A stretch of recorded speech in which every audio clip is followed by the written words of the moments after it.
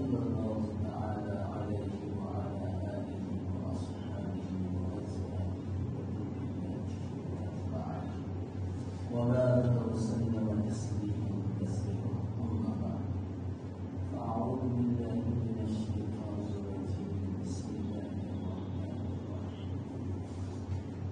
ولقد آتينا لقمان الحكمة أن اشكر لله ومن يشكر إنما يشكر لنفسه ومن كفر فإن الله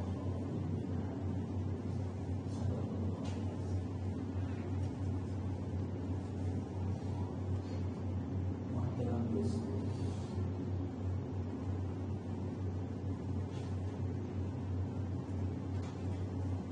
یہ جو میں نے آیت تلاوت کی سورہ لقمان کی،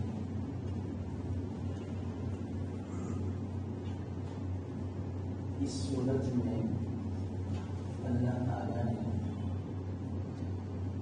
حضرت لقمان علیہ السلام کی نصیحتیں بیان کی. بڑی زبردست نصیحت. اگر اس کا عمل ہو جائے، دنیا آخرت میں آدمی کامیاب. دنیا میں بھی وبال نہ آئے، سکون کے ساتھ اور آخرت کو بھی کامیاب. اللہ تعالیٰ نے کلام مجید میں حضرت لقمان کا ذکر کیا. اس سے پتا چلتا ہے وہ کیسے آدمی ہوں گے. نبی نہیں تھے،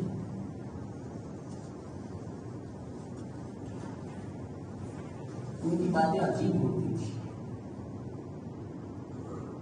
اللہ تعالیٰ نے ایک روایت میں ہے ان کو اختیار دیا کہ آپ کو نبوت چاہیے. حضرت لقمان نے فرمایا کہ نہیں. اور ہمیں سوال پیدا ہوتا ہے تعجب کہ نبوت کا مرتبہ سب سے اونچا ہے، اس سے اونچا کوئی مرتبہ نہیں. نبی سب سے بلند، سب سے اعلیٰ، اس سے اونچا کوئی مرتبہ نہیں.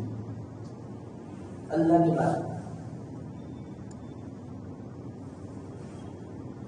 آپ سب جانتے ہیں نبی کا کیا مرتبہ.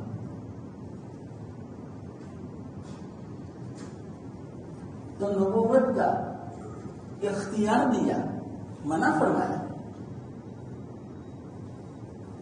کسی نے پوچھا، اس میں بھی حکمت تھی کہ اللہ نے آپ کو اختیار دیا تھا، آپ نے قبول نہیں کیا. کتنا بہترین جواب دیا کہ اگر اللہ کو نبوت دینی ہوتی تو مجھے دریافت نہ فرما دے خود دیتے، اور خود اگر نبوت دیتے تو اللہ کی مدد شامل حالت تھی. اللہ خود کفیل ہو جاتا میرا. اب مجھے اختیار دیا، اس کا مطلب کیا؟ میں اپنے اختیار سے قبول کرتا تو نبوت کی ساری ذمہ داری میرے سر پہ آتی، اور ہو سکتا ہے کہ وہ ذمہ داری میں پورا نہ کر سکتا. اس لیے میں نے قبول نہیں کی. کتنا بہترین، معمولی بات نہیں ہے، یہ بھی حکمت کی بات ہے. ایسے حضرت لقمان کیسے تھی مانو؟ اللہ کے یہاں ظاہری صورت نہیں دیکھی جاتی. یہ بڑا خوبصورت ہے، یہ بڑا ہٹا کٹا ہے، بڑا اونچے خاندان والا ہے، بڑا بہادر ہے، بڑا مالدار ہے، بادشاہ ہے. یہ نہیں دیکھا جاتا اللہ کے یہاں. اللہ کے یہاں کیا دیکھا جاتا ہے؟ دل، عمل، نیت، اخلاق، چاہے وہ جس خاندان کا ہو. حضرت لقمان حبشی خاندان، پستہ قد، بڑے بڑے ہونٹ، ناک بھی دبی ہوئی، بالکل کالے کا لوٹے، لیکن تذکرہ قرآن میں صرف تذکرہ نہیں، پوری سورت کلام مجید میں لقمان کے نام کی. کیا مرتبہ ہوگا. حضرت بلال حبشی قاری تھے، لیکن ان کا مرتبہ بڑے بڑے قریش کے سردار پیچھے رہ گئے. ابو لہب آپ کے خاندان کا، اللہ کے رسول صلی اللہ علیہ وسلم کا چچا، بڑا خوبصورت تھا. آپ کا شعلہ گویا وہ چمک دمک والا، اس کا چہرہ گویا ایسا چمکتا تھا کہ گویا آپ کا شعلہ اس نے جلا دیا، اتنا خوبصورت. اور چچا اللہ کے رسول صلی اللہ علیہ وسلم کا. لیکن کیسی پھٹکار آئی، کیسی لعنت اللہ کی، کیسی بددعا، قیامت تک پوری دنیا اس پر لعنت بھیجتے رہیں گے. ظاہری صورت اللہ کی یہاں نہیں دیکھی جاتی. یاد رکھنا اس بات کو، عمل نہیں کر دیتا ہے یہ کتنا پابند ہے،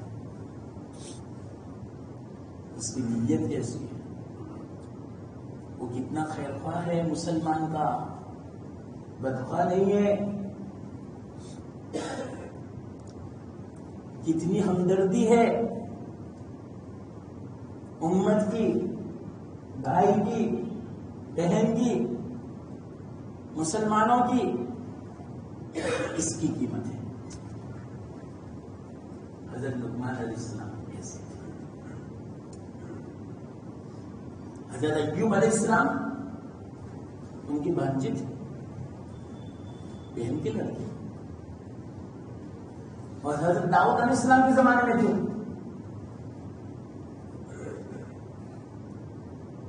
اللہ خود فرماتے ہیں ہم نے ان کو حکمت دی. اس سے آپ اندازہ لگاؤ اللہ جس کو حکمت دے دے اس کی باتیں کیسی ہوگی.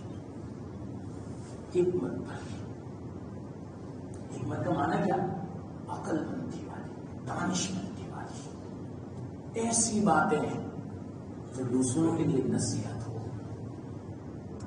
اور دل پہ اثر کرے، لوگ ان باتوں کو محفوظ رکھیں، لوگوں کے سامنے بیان کریں.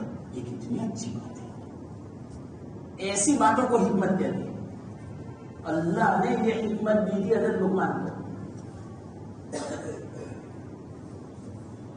کسی نے پوچھا حضرت لقمان علیہ السلام سے حدیث میں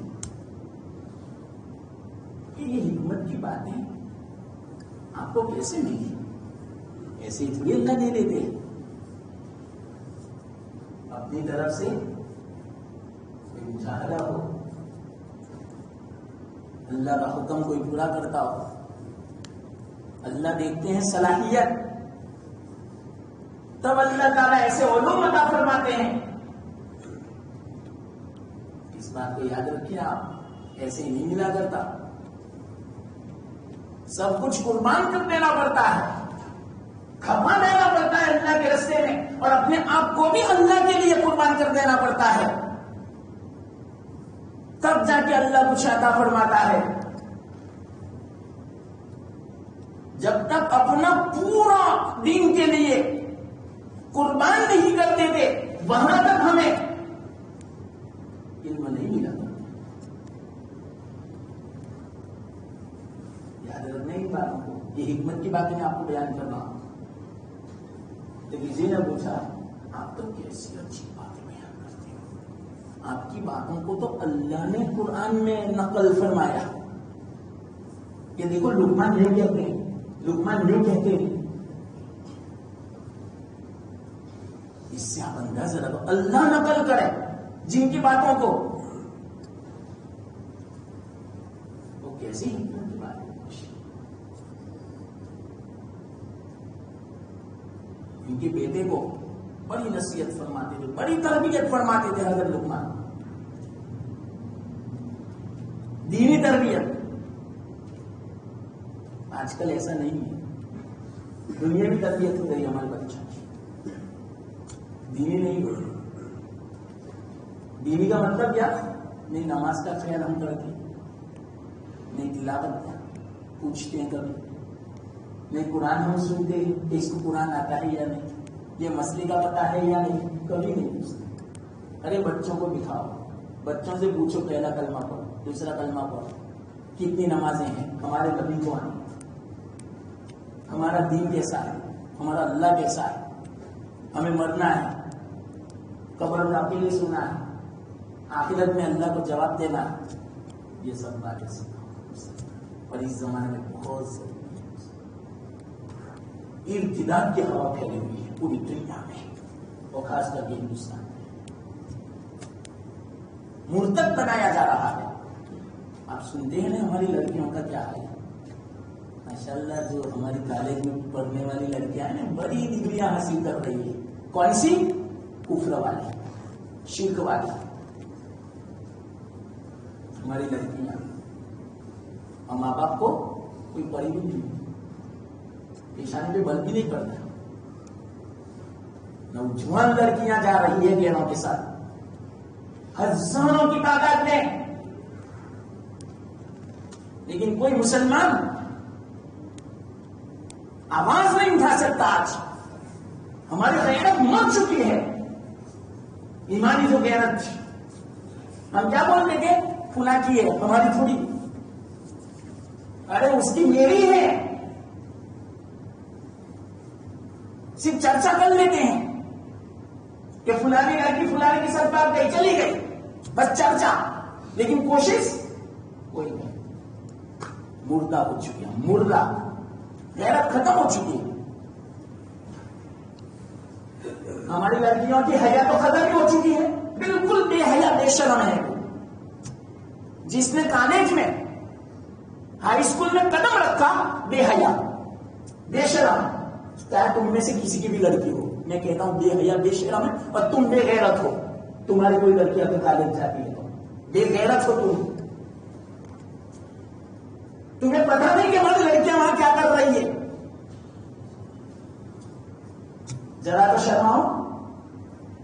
کیا ضرورت ہے لڑکیوں کو تعلیم دینے کی یہ دنیا میں؟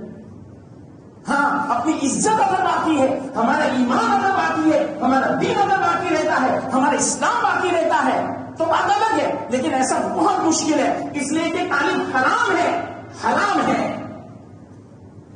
کل قیامت کے دن جواب دینا پڑے گا اس کا۔ سن لینا، ڈاکٹر بناؤ کوئی عرض کی بات نہیں، نرس بناؤ، لیکن آج کل کی لڑکیاں جو نرس بنتی ہیں نا، پوری زندگی اٹھا کے دیکھو، جب سے اس نے یہ کورس شروع کیا نرس بنی وہاں تک اس کی کیسی زندگی ہے سب جانتے ہیں کہ کیا دھندے ہو رہے ہیں ہسپتال میں اور سفر میں، اپ ڈاؤن میں اور کالجوں میں اور ہاسپٹلوں میں کیا ہو رہا ہے، سب کو پتا ہے، لیکن سب چشموں پوشی کرتے ہیں، ہر ایک کو پتا ہے کہ میری لڑکی کیا کر رہی ہے۔ کیوں؟ غیرت ختم ہو چکی اب۔ پہلے ماں باپ کی نیند حرام ہو جاتی تھی، اپنی جان دے دیتے تھے لیکن عزت نہیں لوٹاتے تھے۔ آج ہماری عورتوں کی، لڑکیوں کی عزتیں نیلام ہو رہی ہے لیکن ہم آرام سے سو رہے ہیں۔ یا اللہ، ایسی تھوڑی ملتا ہے، یہ تو مجاہدہ کرنا پڑتا ہے تھوڑا، تب جا کے اللہ عطا فرماتے ہیں۔ کیا لڑکیاں کالج میں جائیں گی جب ہی مطلب کہ دنیا میں لے گی، جب ہی اچھے شوہر میں کس نے کہا؟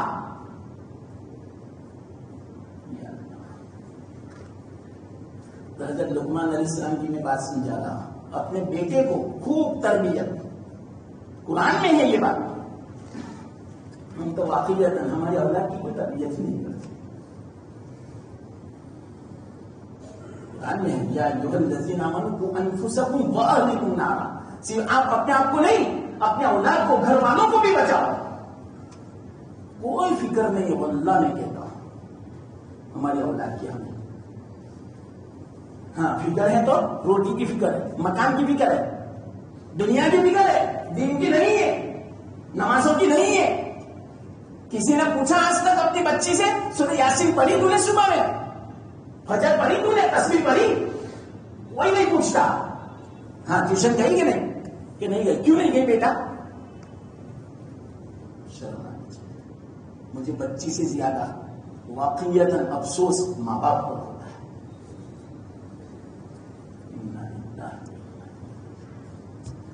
یہ دل کی کھلن میں آپ کو بیان کر رہا ہوں. میں کیا بیان کر رہا تھا وہ کہاں چلا گیا. بس یہ گھوم رہا ہے میرے دماغ میں. آج کل کا ماحول دیکھ کر ارتداد کا ماحول ہے. مرتد ہو چکے ہیں سب. تو لقمان علیہ السلام اپنے بیٹے کو نصیحت فرمانے, تربیت فرمانے. جب تک ماں باپ اپنے اولاد کی فکر نہیں کریں گے کہ اولاد کہاں جا رہی ہے, اولاد کیا کر رہی ہے, وہاں تک اولاد کا صحیح راستے پر آنا, اولاد کا ہدایت پر قائم رہنا, اولاد کا وہ راستہ اختیار کرنا جس سے اللہ رسول راضی ہوتے ہیں, بہت مشکل ہے. حضرت لقمان اتنے بڑے آدمی جن کو اللہ نے کلام مجید میں ان کا ذکر بیان فرمایا, ان کی باتوں کو نقل فرمایا, وہ اپنے بیٹے کی کتنی فکر فرماتے تھے. قدم قدم پہ بیٹے کی فکر کہ بیٹا دیکھنا, ایسا کام مت کرنا جس سے اللہ رسول ناراض ہو, ہماری دنیا بھی برباد ہو جاوے, آخرت بھی برباد ہو جاوے, اللہ ناراض ہو جاوے, میرا دل ٹوٹ جاوے. اللہ کے واسطے ایسا کام مت کرنا, میرے کو بے عزت مت کرنا, مجھے ذلیل مت کرنا. ہر وقت یہ نصیحت. یا اللہ کیسی نصیحت ہے. اور اگر کوئی مصیبت آ گئی, بیٹا صبر کرنا. کوئی نعمت مل جاوے شکر کرنا. کوئی مصیبت آئے صرف مصیبت کو یاد مت کرنا بلکہ اللہ کی نعمتوں کو بھی یاد کرنا کہ اس وقت کتنی نعمتیں ہم نے کی. انشکر للہ, اللہ کا شکر کرنا. یا اللہ کیا عجیب بات ہے. میں کیا کھولوں. ایک بار حضرت لقمان کی اچھی پکار تو کسی آدمی نے پوچھا حضرت لقمان سے, آپ تو کئی اچھی باتیں کرتے ہیں. ایک مرتبہ کیا ہوا, ان کا آقا تھا, لیکن ان کی باتیں دیکھو. ہر آدمی مانوس ہو جاتا تھا, گرویدہ ہو جاتا تھا, اسیر ہو جاتا تھا, اس سے محبت کرنے لگتا تھا. ان کی باتیں ایسی تھی. ایک مرتبہ آقا باغ میں گئے. باغ کا جو مالک تھا غلام تھے وہ, لیکن ہزاروں بادشاہوں سے آگے. اگر سے غلام تھے, حضرت بلال اگر سے غلام تھے, ہزاروں بادشاہوں سے آگے. بلکہ ضمن ایک بات کہہ دوں, جنت میں سب سے پہلا قدم پڑے گا تو حضرت بلال کا. سبحان اللہ. اللہ کے رسول صلی اللہ علیہ وسلم تو پیچھے ہوں گے, سواری پر سوار ہوں گے. حضرت بلال نکیل پکڑ کی جنت میں, تو نکیل پکڑنے والا پہلے ہو گیا نا. اگرچہ آپ کا خالی میں آپ کے ٹوفے میں ہی ملا, لیکن جنت میں داخل تو کون پہلے ہوئے؟ بلالت ہوئے نا. اس سے اندازہ لگاؤ. ایسے تھوڑی بھی مرتبہ ملتا ہے. اپنے آپ کو کھڑانا پڑتا ہے, اپنے آپ کو قربان کرنا پڑتا ہے اللہ کے لیے, اللہ کے دین کے لیے. دنیا کے لیے تو بہت کھپاتی ہیں رات دن, دین کے لیے کھپاؤ. پھر اللہ دیکھو کیسی عزت دیتا ہے, کیسی برکت دیتا ہے. یہ دو چیزیں آج ہماری لسٹ میں سے نکل گئی, عزت اور برکت. کسے کہتے ہم نہیں جانتے. ہاں, عزت اور برکت کسے کہتے مانو؟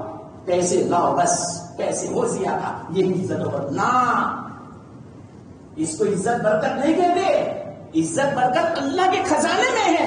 اللہ جس کو دے تو عز من تشاء و تذل من تشاء. یہ دنیا والوں کے پاس نہیں ہے, اللہ کے خزانے میں ہے. برکت اللہ کے پاس ہے. دنیا میں کثرت ہے, مال ہے, برکت اللہ کے پاس ہے. یہ دو چیزیں اللہ کے پاس ملا کرتی ہے, لیکن کس کو ملتی ہے؟ کچھ کھپانا پڑتا ہے, اپنے آپ کو قربان کرنا پڑتا ہے. مسلمانوں,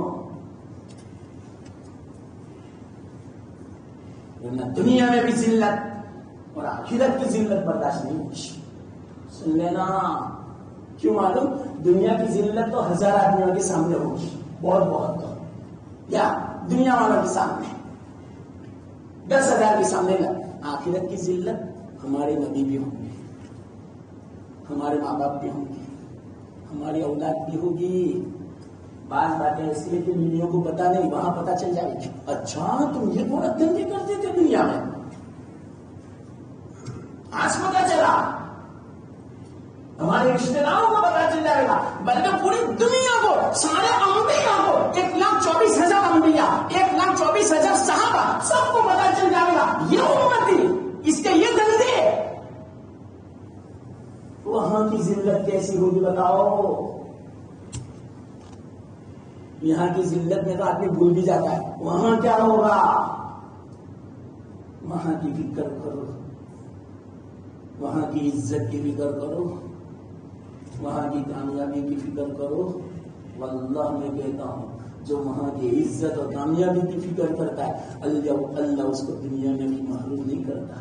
میری قسم پر بھروسہ کر لو، میرے پاس اس کے علاوہ کوئی لفظ نہیں ہے آپ کو یقین دلانے کا کہ میں آپ کے دل میں یہ بات اٹھا لوں. دنیا میں کامیاب ہونا ہے، اللہ کی فکر کرنا. اللہ دنیا میں بھی عزت دے گا. اللہ کو ناراض مت کرو. کیا مت کرو ناراض؟ کیا مت کر اس کا؟ ایسا کام مت کرو جس سے اللہ ناراض ہوگا. جس چیز کو اللہ نے منع فرمایا قرآن ہے ایسا مت کرو. پھر بعد میں دیکھنا کہ اللہ عزت دیتا ہے، تمہاری بھی تمنا کوئی ہوگی. اور جہاں اللہ کو ناراض کر کے ہم نے کوئی قدم اٹھایا، اللہ یہ فرماتے ہیں میری مدد بھی نہیں ہوگی اور اس میں ناکام کر دوں گا. میری بات سنو، یہ حدیث کا مفہوم بیان کرتا ہوں میں. مجھے ناراض کر کے تم نے جو قدم اٹھایا، ذلیل بھی کر دوں گا، مخلوق کو ناراض بھی کر دوں گا، برکت بھی اٹھا دوں گا، اور میری مدد بھی تیرے ساتھ نہیں ہوگی. یہ تو دنیا کے حالت، اور مرنے کے بعد ناکام کروں گا وہ الگ، جہنم رسید کروں گا وہ الگ. وہ آخرت کی سزا، دنیا کی سزا یہ سمجھ.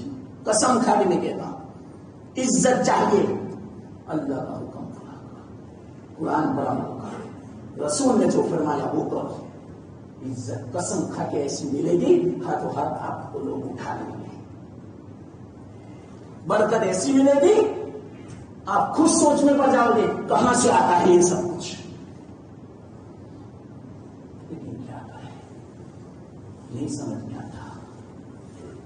ابھی میں آپ سے کہوں آپ کی بچی جو کالج جاتی ہے اللہ کے واسطے اٹھا لو، نہیں اٹھاؤ گے. ہمارے ساتھ تو اپنی بات کرتے ہیں، نہیں اٹھاؤ گے. میں کہتا ہوں گارنٹی کے ساتھ میں کہتا ہوں نہیں اٹھاؤ گے. میں کہتا ہوں اس میں عزت نہیں ہے، ذلت ہے.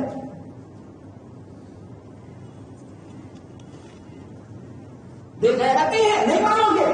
میں گارنٹی کے ساتھ لکھ دوں آپ کو. اور کیا حالات ہو رہے ہیں؟ سبق نہیں لیں گے ہم جب تک کہ ہمارے اوپر نہیں آئے. اللہ مہلت دیتا ہے. ہاں تو کسی آدمی نے پوچھ لیا حضرت لقمان سے آپ کو ایسی باتیں کہاں سے ملی؟ ہاں وہ بھی واقعہ سنا رہا تھا آقا والا. غلام تھے لیکن دنیا کے غلام تھے. آخرت میں نہ معلوم کتنوں کے آقا بنیں گے. وہ آقا گیا بعد میں. دیکھو ان کی زندگی میں شوگر کتنا تھا وہ، اور صبر بھی کتنا تھا وہ. اگر جو میری بات تو شروع نہیں ہوئی ہے، میں آپ کو دوسری بات کہنے والا تھا. یہ تو تمہید میں سمجھا رہا ہوں. پھر جب انشاءاللہ ملے گا نا تو میں بات آگے چلاؤں گا. ایک بات یہ سن لو. آقا آیا بعد میں تو کہا لقمان ذرا ککڑی کھلاؤ نے. یہ ککڑی کا زمانہ ہے، بڑی میٹھی اور بڑی نرم و نازک ہے. ہاں کیوں، کوئی حرج کی بات نہیں، کھلاتا ہوں. آقا بھی اچھا تھا. حضرت لقمان نے ککڑی کی کاشیں کی، ٹکڑے کی. آقا بھی بڑا اچھا تھا.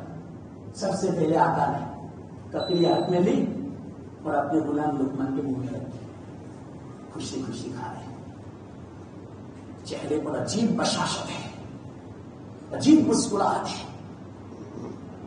یہ حال دیکھ کر آقا کو اور زیادہ خوشی ہوئی، دوسری کھلائی، تیسری کھلائی، آقا نے کہا ہوں ایک آدمی کھائی ایسی گرمی تھی جب کلیجہ بھر جائے، حلق سے نیچے اتارنا مصیبت مشکل، چہرہ بگاڑ دیا۔